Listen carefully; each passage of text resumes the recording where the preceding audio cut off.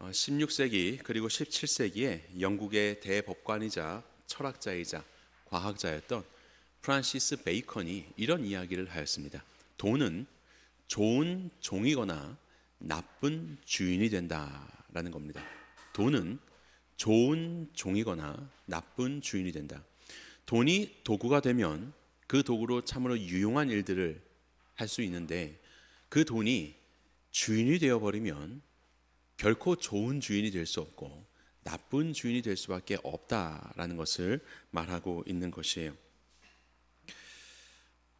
우리가 나누고 있는 이 에베소, 그 디모데 전후서는 에베소라는 도시에 교회를 시무 담임하고 있었던 디모데에게 주셨던 말씀이지요.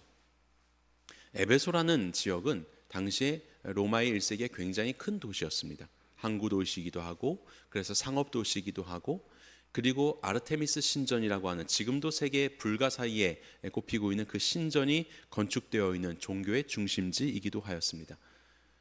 그래서 아마도 그 에베소 교회는, 에베소 도시의 교회는 부한자들이 많았던 것 같습니다. 특별히 그들에 대한 목회와 교회를 세워가는 그 일들에 있어서 디모데에게 디모데 전서의 말씀을 편지하였던 바울은 디모데 전서를 마무리하는 이 6장의 내용을 통하여서 돈에 대한 내용을 다루고 있습니다. 왜요? 돈은 우리의 삶에서 뗄래야 뗄 수 없는 존재이고 아주 유용한 존재이지만, 돈이 우리의 주인이 되는 순간 그것은 나쁜 주인이 될 수밖에 없는 바로 그러한 존재이기 때문에 그렇습니다. 그래서 오늘 본문은 이렇게 말씀하시죠. 오직 너 하나님의 사람아. 하나님의 사람이라고 하는 성도에게 말하는 겁니다. 하나님 나라의 일꾼들에게 말하는 겁니다. 하나님을 위해서 살아가는 하나님의 사람아, 너희는 이것들을 피하여라 라고 이야기합니다. 이것들을 피하여라. 뭘 피하라는 것일까요? 그것에 대해서 본문의 5절은 이렇게 말합니다. 같이 읽어볼까요? 시작. 마음이 부패하여지고 진리를 잃어버려 경건을 이익의 방도로 생각하는 자들의 다툼이 일어나는, 이런 것들을 피하라고 했는데 그것이 무엇이냐면 경건을 이익의 방도로 생각하는 자들의 가르침, 그와 같은 삶, 이것을 말합니다. 경건은 무엇입니까? 경건이라 하면 하나님을 예배하는 우리의 마음의 중심이 우리의 삶의 방식과 태도로 드러나는 것을 경건이라고 이야기합니다. 하나님을 예배하는 우리의 마음의 중심이 내 삶의 방식과 태도로 드러나는 것, 이것을 경건한 삶이라고 말합니다. 그런데 이 경건한 삶을 통하여서 하나님을 높이고 예배하는 것이 목적이 아니라 경건한 삶을 통해서 다른 유익을 취하려는 자들이 생겨나기 시작했다는 겁니다. 경건을 다른 유익의 방도로 생각하는 것. 왜 기도하는가? 왜 예배드리는가? 우리의 신앙생활의 목적은 무엇인가? 하나님을 높이고 예배하는 것이 아니라 이러한 모습을 통해서 세상의 다른 것들을 취하려고 하는 것입니다. 더 잘 살기 위해서, 더 많은 것들을 얻기 위해서, 더 잘 되어지기를 위해서 이러한 경건을 수단으로 삼는 자들이 생겨났고, 그것을 가르치는 거짓 교사들이 생겨났고, 그런 것들로 너는 멀리하고 피하라 라고 말하고 있는 것이요. 오늘날 사실 이것은 우리에게도 자유로운 일은 아닙니다. 우리의 신앙생활의 이유가 더 편안한 삶을 위해서, 더 성공하는 삶을 위해서, 그래서 기도하고 그래서 예배를 드린다면 이것은 우리가 피해야 할 이 에베소 교회의 거짓된 가르침과도 똑같은 이야기가 되는 것이지 않습니까? 다시 말하면 여러분들이 언제 더 절실한 마음으로 기도하시나요? 여러분들이 언제 더 기쁜 마음으로 찬양하시나요? 하나님 때문입니까? 아니면 그것이 없을 때, 세상에 있는 것들이 더 내게 취해지지 않을 때 더 절실한 마음으로 더 얻기 위해서 마음이 기뻐하다가도 슬퍼하다가도 왔다 갔다 하십니까?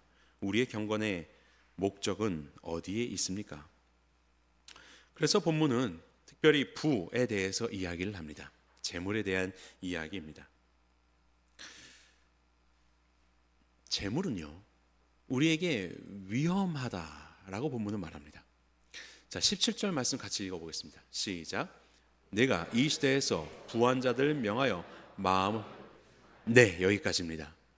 자, 부한 자들, 너희 교회 안에 있는 그 부한 자들에게 명하여라. 뭐라고요?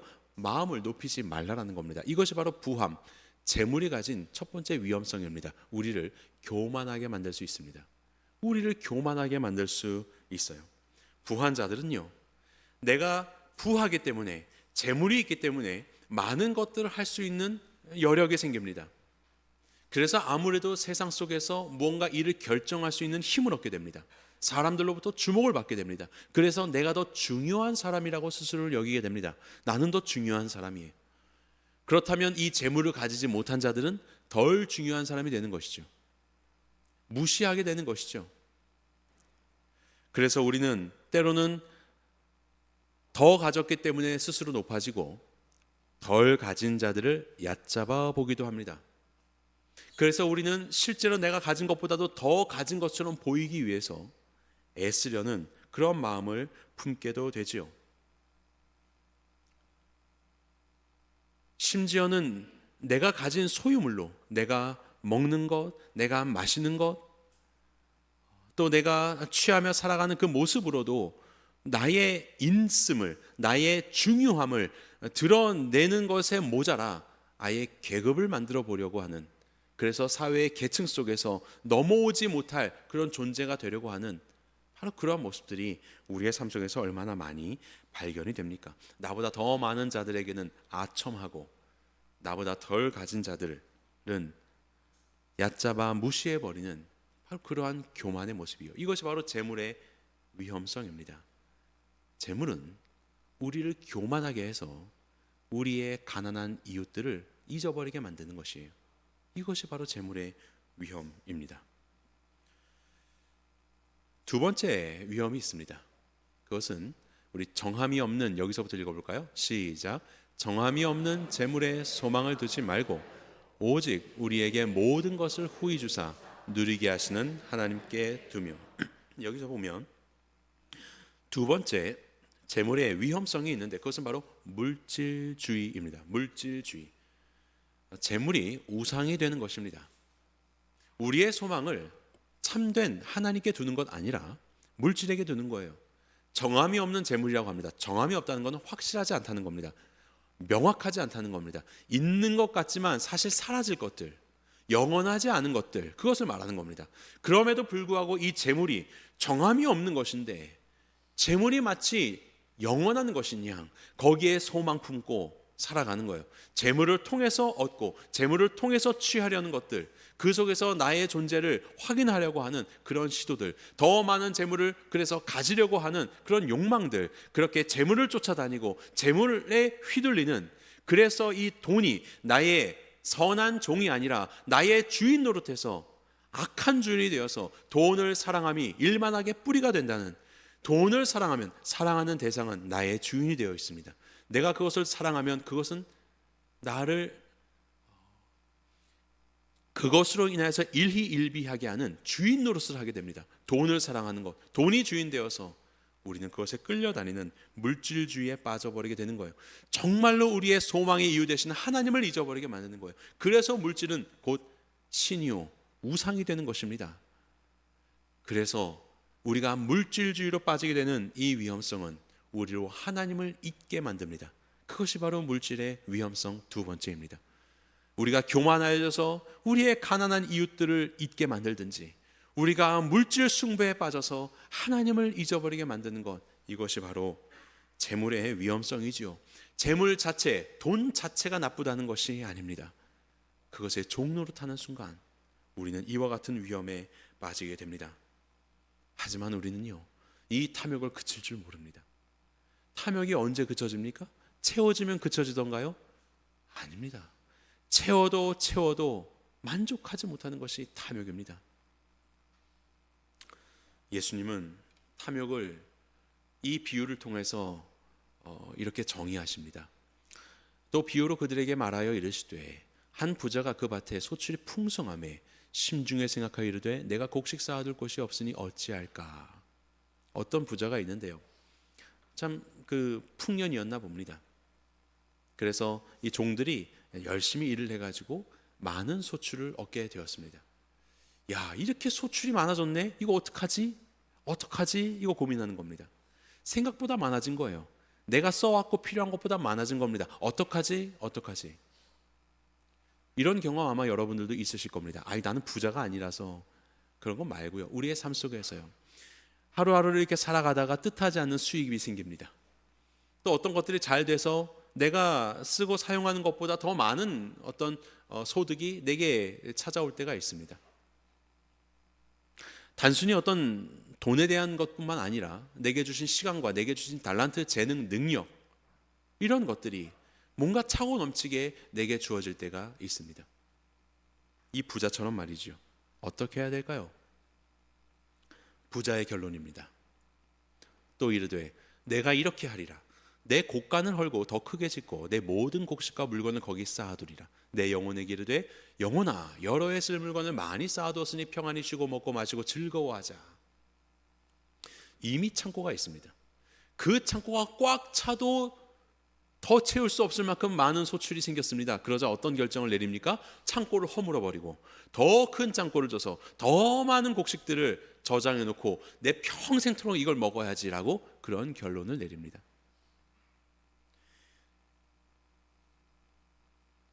예수님은 바로 이러한 부자에 대해서 이와 같이 말씀합니다.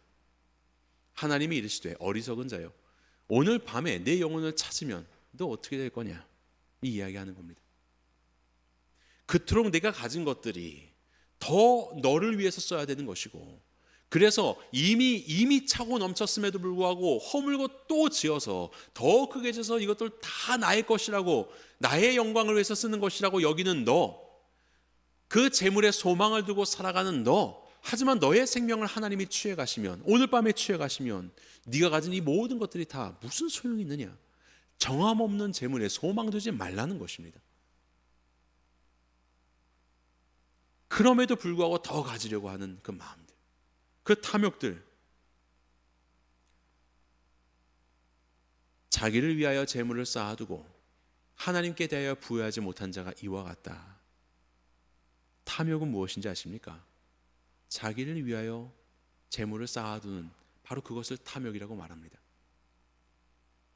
여러분들에게 주신 모든 것들이 다 나를 위해서만 사용되어야 된다고 생각하는 그것을 탐욕이라고 말하는 겁니다. 더 얻게 되었으면, 내 창고보다도 더 얻게 되었으면 이 또한 나를 위해 사용하리라. 내 영혼아, 평안히 먹고 마시고 즐기자라고 여기는 바로 그 마음, 그것이 탐욕입니다.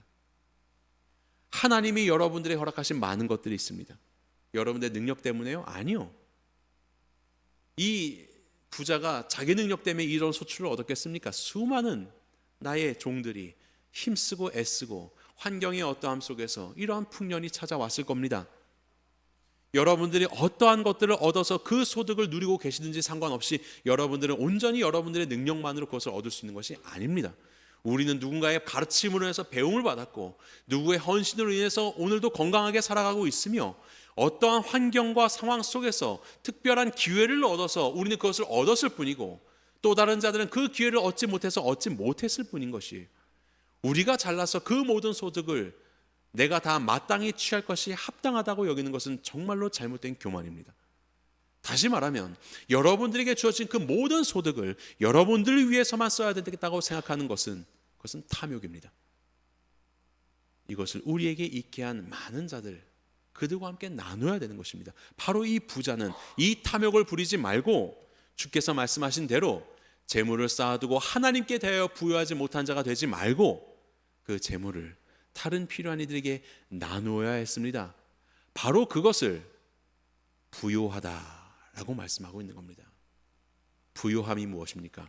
부라는 것은 말 그대로 부자, 뭔가 재물이 많은 걸 부라고 하죠. 그리고 요라고 하는 것은 풍요할 요자를 씁니다. 풍요로운 겁니다. 단순히 많은 것을 가지고 있는 것에서 그치는 것이 아니라 그것에서 어떤 여유를 가지고 있는 삶을 부요한 삶이라고 말합니다. 이것을 우리는 영적인 의미로 보았을 때 하나님이 허락하신 것들을 쌓아두는 삶이 아니라 이것들을 가지고 우리의 여유로운 마음을 가지고 다른 이들에게로 흘려보낼 수 있는 삶을 사는 것, 이것이 바로 부요한 삶입니다. 하나님은 우리에게 부자가 되지 말라라고 말씀하신 것 아닙니다. 바로 이 에베소 교회도 부유한 자들이 있었습니다. 부한 자들이 있었습니다. 하지만 부자로 머물지 말라라고 하는 겁니다. 부자가 되었다면 너는 부유한 자가 되어라. 내게 허락하신 그것들을 가지고 하나님이 주신 영혼들과 기꺼이 나누라고, 부유하라고 우리에게 말씀하고 있는 것이에요. 본문의 18절은 이렇게 말합니다. 같이 읽어볼까요? 시작. 선을 행하고 선한 사업을 많이 하고 나누어 주기를 좋아하며 너그러운 자가 되게.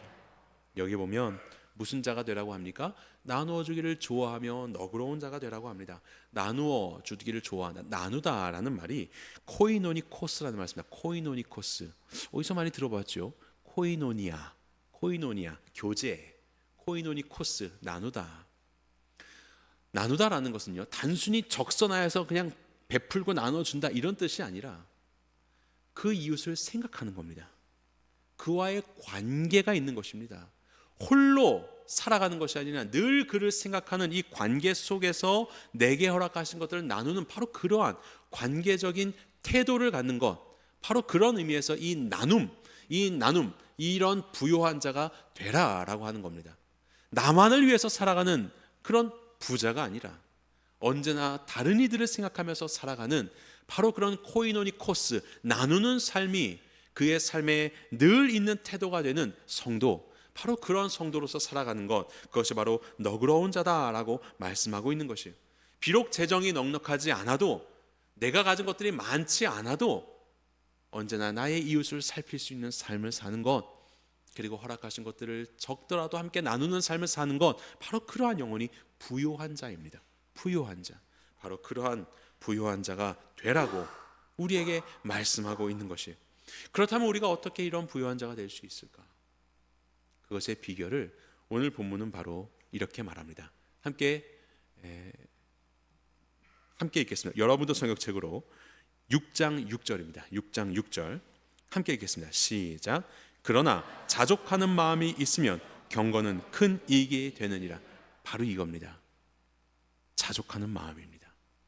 경건을 방도로 삼아서 더 많은 것들을 취하려고 하는 자들에게서 떠나고 오히려 자족하는 마음을 가지고 경건한 생활을 하면 큰 유익이 있다는 것을 말씀합니다. 우리는 자족해야 되는 거예요. 제가 얼마 전에 이제 휴가 때 아이들과 함께 강릉에 다녀왔습니다. 강원도 강릉에 오죽헌에 갔다 왔습니다. 오죽헌은 신사임당이 5만 원짜리 신사임당이 출생했던 곳이고, 또 그곳에서 율곡이 5천 원짜리 율곡이를 출산한 곳입니다.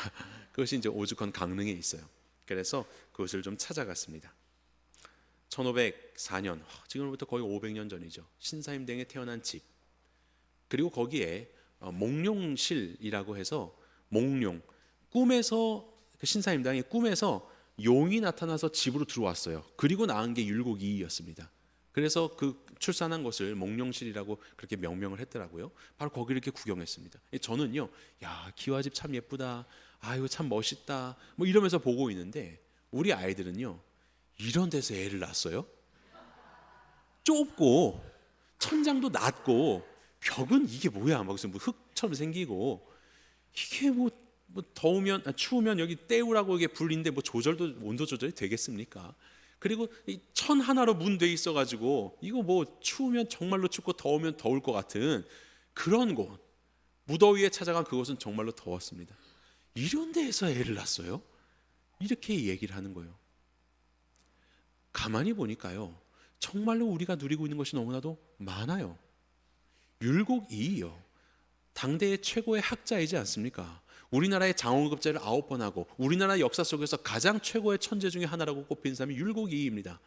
그리고 그 귀한 어머니 신사임당, 그들이 태어나고 살았던 곳, 오늘날 우리 아이들이 사는 집이 훨씬 좋습니다. 우리 아이들이 먹는 음식이 훨씬 더 좋고 그들이 사는 환경이 너무나도 더 윤택합니다. 우리가 가진 것들이 너무 많아요. 성경 말씀 한번 볼까요? 같이 읽겠습니다. 시작. 우리가 세상에 아무것도 가지고 온 것이 없음에 또한 아무것도 가지고 가지 못하리니. 우리는요, 정말로 자족해야 되는데 자족하기 위해서 필요한 것은 감사를 회복해야 합니다. 아무것도 가지지 못한 존재로 왔는데 우리가 누리고 있는 것이 얼마나 많습니까? 우리나라의 가장 최고의 스승 율곡 이이가 살았던 집보다도 우리 자녀들은 훨씬 더 윤택한 집에서 살고 있다니까요. 그들의 삶을 살고 있다니까요. 많은 비교 속에서 상대적인 빈곤을 말하는 때이지만요, 사실 우리가 가진 것은 너무나도 많습니다. 우리는 감사해야 되는 것이에요. 감사는 훈련입니다. 내가 있는 것을 셈하는 훈련, 하나님께서 내게 이미 주신 것을 셈하는 훈련이에요. 오늘날 많은 사람들은 가진 것들을 보지 못하고 가지지 못한 것들만 셈하면서 살아가지요. 그런 세상의 풍토를 따르지 않고 하나님이 이미 내게 허락하신 것들을 셈해 보십시오. 훈련이 필요할 겁니다. 그것이 곧 감사의 훈련이 되는 것이에요. 그리고 우리의 감사는요, 탐욕의 유혹에서 벗어나는 훈련입니다. 탐욕의 유혹에서 벗어나는 훈련. 더 가지려고 하고 더 채우려고 하는 바로 그런 소유욕에서 우리는 벗어나야 합니다. 감사해야 되는 것이에요. 그것이 우리에게 필요합니다. 감사를 통해서 우리는 자족의 삶을 시작할 수 있습니다. 그리고 두 번째로 우리에게 필요한 것은 바로 절제입니다. 자, 성경 말씀 8절 읽어볼까요? 시작. 우리가 먹을 것과 입을 것이 있은즉 족한 줄로 알 것이라. 오늘날의 사회는요, 절제 없는 소비 사회이지 않습니까? 한도 끝도 없습니다. 여러분들이 입는 옷 가격이 한도 끝도 없이 치솟습니다. 그걸 입어야 됩니다. 먹는 음식 한도 끝도 없습니다. 왜 이렇게 비싸요? 그래도 먹어요. 옛날에는 뭐 10,000원, 20,000원, 5만, 10만 원짜리도 있다고 하는데 제가 깜짝 놀랐는데 지금 10만 원도 아무것도 아니더라고요. 뭐 한 끼에 몇백만 원짜리도 있고. 제가 얼마 전에 참 귀한 그 성도님의 섬김으로 인해서 이 대전에 그 유명하다는 베스타라는 식당을 갔어요. 얼마 만에 갔는지 몰라요. 그래서 두렵고 떨리는 마음으로 엘리베이터를 타고 막 콩닥거리면서 그 올라가고 있는데 거기에 가격표가 써 있더라고요. 정말 어린 한 커플, 젊은 친구들이 탔습니다. 그러더니 가격표를 보면서 말하는 거예요. 이거 봐, 여기 엄청 가성비야. 엄청 싸지? 음식은 괜찮아. 이런 이야기를 하고 있더라고요. 제가 깜짝 놀랐습니다. 도대체 이 친구들은 평소에 뭘 먹길래 이게 가성비지? 라고 생각이 들어서 참 안타까웠습니다. 천정부지로 치솟아 오르는 탐욕들, 더 많이, 더 높이, 더 비싼 것들을 취해야 내가 그런 존재인 것처럼 보여지는 이런 시대 속에서 우리에게 필요한 것은요, 우리에게 먹을 것과 입을 것이 있은즉 족한 줄로 아는 절제의 삶이 필요합니다. 절제할 수 있을 때 우리는 자족의 삶이 가능하게 되는 겁니다. 이미 우리에게 허락하시는 이것들이요, 얼마나 채워져야지 채워질까요? 안 채워진다고 말씀드렸습니다. 욕망은요, 욕망을 없애는 방법은 한 가지밖에 없습니다. 채워서 없어지지 않습니다. 채우면 더 커집니다. 욕망은 말라 죽여야 됩니다. 아예 끊어버려야 됩니다. 그래야 욕망이 없어지는 것이에요. 절제함으로 자족하는 삶을 사는 것, 오늘과 같이 이렇게 극한으로 치닫고 있는 소비사회에서 우리가 절제하는 삶을 사는 것은 이런 사회 속에서 참다운 성도가 살아야 할 영적인 싸움입니다. 그리고 이 시대를 향한 저항이에요. 우리는 철저함으로 만족하고 감사하며 자족하는 삶을 살아야 되는 것입니다. 뉴욕의 맨하탄이라고 있죠. 그곳에 리디머 교회라고 있습니다. 아무래도 뉴욕 맨하탄에 있기 때문에 연봉이 높고 고학력자와 고소득층의 사람들이 많이 있는 교회입니다. 그 교회를 심호하셨던 지금은 돌아가신 목사님이 팀 켈러 목사님인데, 대부분 이제 성도들이 다 부자잖아요. 이런 이야기를 하십니다. 절제하는 삶을 사십시오. 여러분들에게 주신 소득이 있고, 그렇다면 여러분들이 살아갈 수 있는 삶의 모습이 있습니다. 내가 살아갈 수 있는 삶의 모습, 그대로 살지 말고 그거보다 못한 삶을 사십시오. 여러분들이 살 수 있는 삶보다도 더 못한 삶을 사십시오. 이것이 절제입니다. 그리고 그 못한 삶을 살면 요만큼의 차이가 있지요. 이만큼의 차이는 바로 나눔입니다. 이것으로 나누십시오. 여러분들이 진급을 하고 더 많은 것들을 얻어서 여러분들의 소득이 늘어난다면 여러분들의 사는 삶을 더 높이는 것이 아니라 오히려 이 차이가 더 벌어지도록 하십시오. 그것이 바로 성도가 사는 절제의 삶입니다라고 그렇게 말씀합니다. 저는 이것이 우리에게 필요한 삶이라고 생각합니다. 내가 살아낼 수 있는 삶이 있습니다. 그래서 이것을 막 문턱까지 간신히 살아내어서 사람들에게 보이는 것으로, 비싼 외제차를 타는 이유가 승차감이 아니라 하차감이라고 하죠. 차에서 내릴 때 누가 내리나? 사람들이 쳐다보는 그것을 느끼려고 비싼 차를 타는 거예요. 사람도 몇 명 못 태우는 스포츠카 얼마나 비효율적입니까? 그래도 그 하차감 때문에 승차를 한다는 것이 얼마나 웃긴 일이에요. 내가 살아낼 수 있는 그 삶을 막 간당간당하게 살아내는 것으로 세상 사람에게 나를 보이려고 하는 이런 문화들.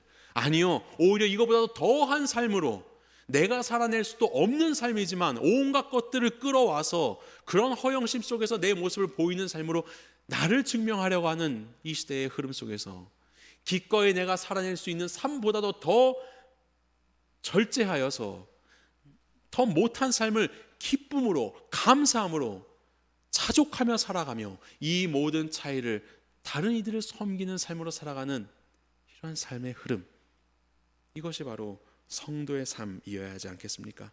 왜 그렇습니까? 우리는 참된 소유를 가지고 있기 때문에 그렇습니다. 참된 소유, 정함 없는 허황된 것으로 얻어질 허황된 것들이 아니라 참되고 영원한 것들을 가졌기 때문에.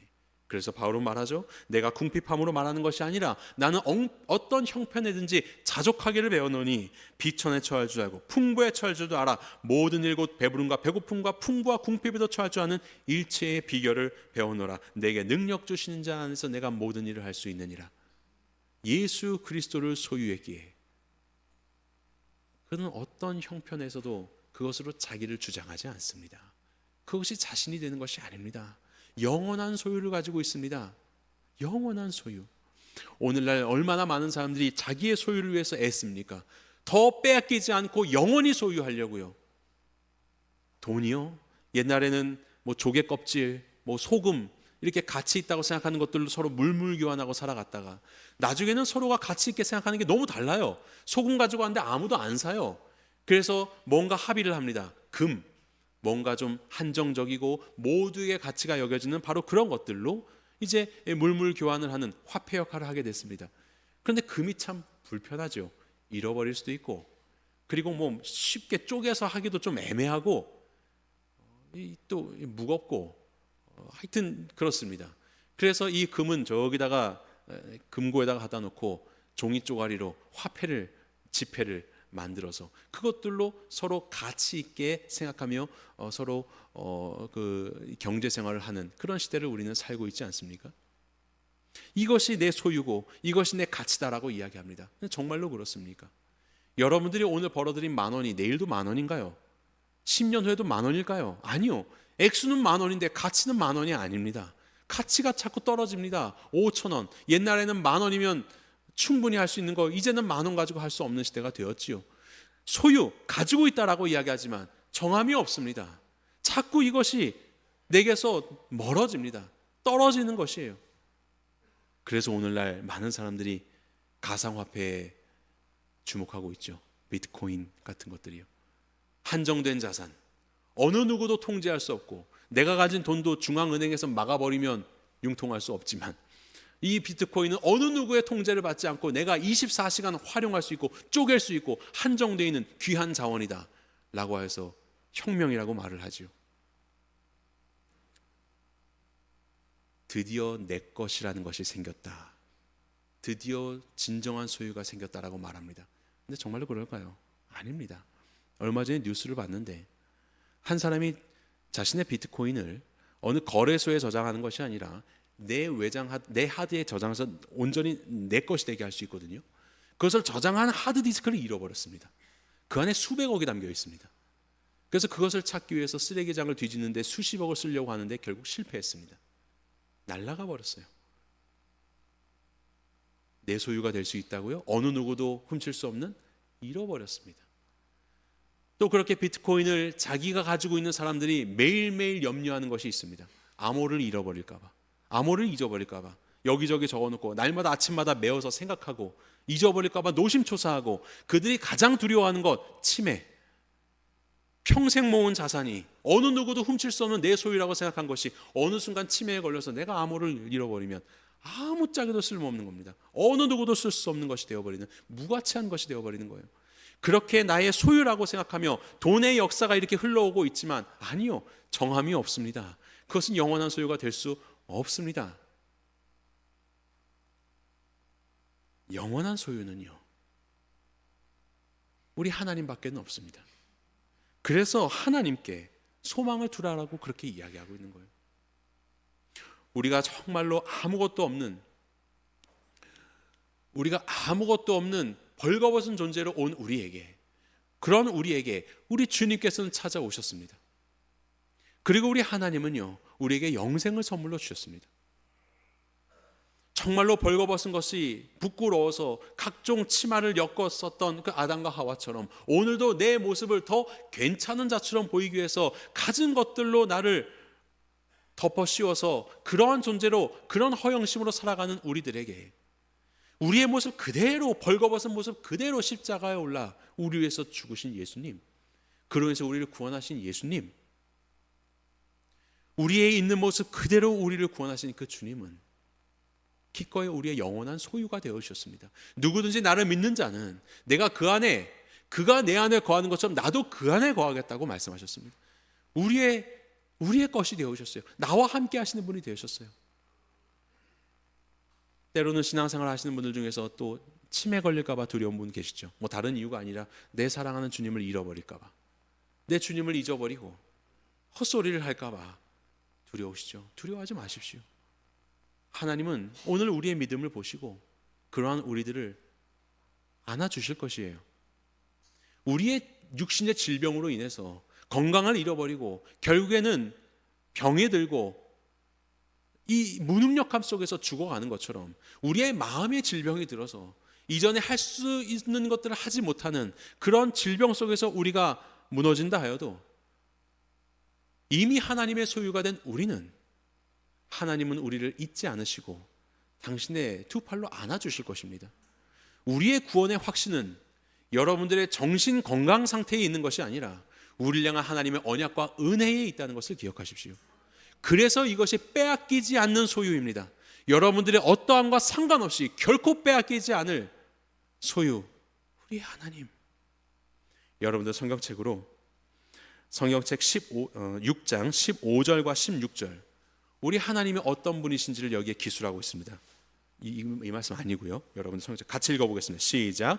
기약이 이르면 하나님이 그의 나타나심을 보이시리니 하나님은 복되시고 유일하신 주권자이시며 만왕의 왕이시며 만주의 주시오. 오직 그에게만 죽지 아니함이 있고 가까이 가지 못할 빛에 거하시고 어떤 사람도 보지 못하였고 또 볼 수 없는 이시니 그에게 존귀와 영원한 권능을 돌릴지어다. 아멘. 바로 이러한 하나님이 나의 영원한 소유가 되어주시는 것입니다. 이 얼마나 놀라운 일입니까? 이 영원한 소유를 가진 존재가 어찌 세상에 있는 정함 없는 재물 가운데 우리의 마음을 둘 수 있겠습니까? 어찌 그 허황된 것 속에서 우리의 삶의 가치를 발견할 수 있습니까?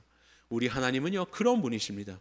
오직 우리에게 모든 것을 후히 주사 누리게 하시는 하나님께 내 소망 두어라. 세상에 정함 없는 재물에 소망 두지 말고 바로 이러한 하나님, 나의 이런 소유가 되어주시고 나를 소유하셔서 놀랍고도 영원하고 아름다운 것들을 우리 가운데 허락해 주시는 우리 하나님께 내 소망을 두어라라고 말하고 있는 것이에요. 그러한 삶을 사는 자는 자기를 위하여 좋은 터를 쌓아 참된 생명을 취하는 삶을 사는 것이다. 우리 예수님도 말씀하셨죠? 하늘에 너희의 보물을 쌓아두라. 이 땅에서 쌓아두지 말고 다 없어질 거야. 하늘의 보물을 쌓아둬. 이 똑같은 말입니다. 이 무슨 말입니까? 하늘에 재물 쌓아둬서 뭐 할 거예요?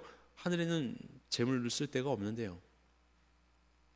하나님의 기쁨, 하나님의 영광, 그리고 우리가 그 하나님을 붙잡고 살아가며 이 땅 가운데서 경험하게 될 하나님의 놀랍고도 깊고도 이 영광스러운 모습, 그 하나님을 만나게 되었을 때에 우리가 누리게 될 그 환희와 기쁨과 그 명예로움, 바로 이러한 것들이 우리에게 허락될 하늘의 보물이지 않습니까?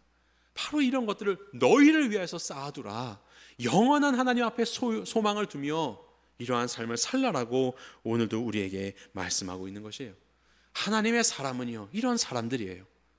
헛된 것에 소망 두고 살아가는 것 아니고, 헛된 것을 위해서 신앙생활 하는 것이 아니고, 하나님을 소망하며 주를 위해서 부유한 삶을 사는 자들, 기꺼이 자족하며 절제하며 내가 살 수 있는 삶보다도 더 못한 삶을 감사함으로 살아내며 내게 허락하신 것들로 많은 것 이웃들에게 나누며 그들을 살리는 일들 가운데 살아가는 자들이 바로 하나님의 사람이에요.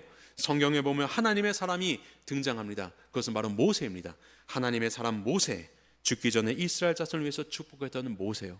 모세에 대해서 히브리서는 이와 같이 말합니다. 믿음으로 모세는 장성하여 바로의 공주의 아들이라 칭함받기를 거절하고 도리어 하나님의 백성과 함께 고난받기를 잠시 죄악의 낙을 누리는 것보다 더 좋아했다.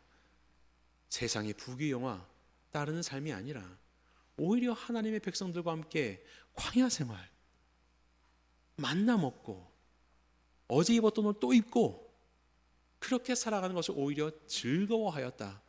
왜요? 그리스도를 위하여 받는 수모를 애굽의 모든 보화보다도 더 큰 재물로 여겼으니 이는 상 주시는 이를 바라봄이라 라고 말씀합니다. 세상에 정함 없는 재물 가운데 소망 두지 않고 오히려 예수 그리스도를 위하여 받는 고통을 세상에 있는 재물보다도 더 귀한 재물로 여기고 하늘의 영원한 상급을 위하여 그 영광스러운 기쁨을 위하여 살아갔던 자가 하나님의 사람 모세라고 그렇게 성경은 우리에게 소개합니다. 하나님의 사람, 너 하나님의 사람아, 이것들을 피하고 하나님께 소망을 두며 살아가라. 너는 이것을 위해서 부름받았다. 이 믿음의 선한 싸움을 싸우라 라고 오늘도 우리에게 말씀하고 있습니다. 부유한 자가 되시기 바랍니다. 여러분들의 부유함으로 사람을 살리시기를 바랍니다. 그것으로 영원한 하늘의 보물을 쌓으시는 삶을 사시기를 바랍니다. 세상의 허황된 꽃 속에서 여전히 그것을 취하며 살아가는 세상의 흐름 속에 저항하여 하나님의 성도로서의 마땅한 삶을 살아내십시오. 자족하십시오. 감사하십시오. 나누십시오. 이렇게 진정한 소유를 오늘도 쌓아 하나님 앞에 영광 올려드리는 주님의 귀한 성도가 되시기를, 하나님의 사람이 되시기를 예수님의 이름으로 간절히 축원합니다.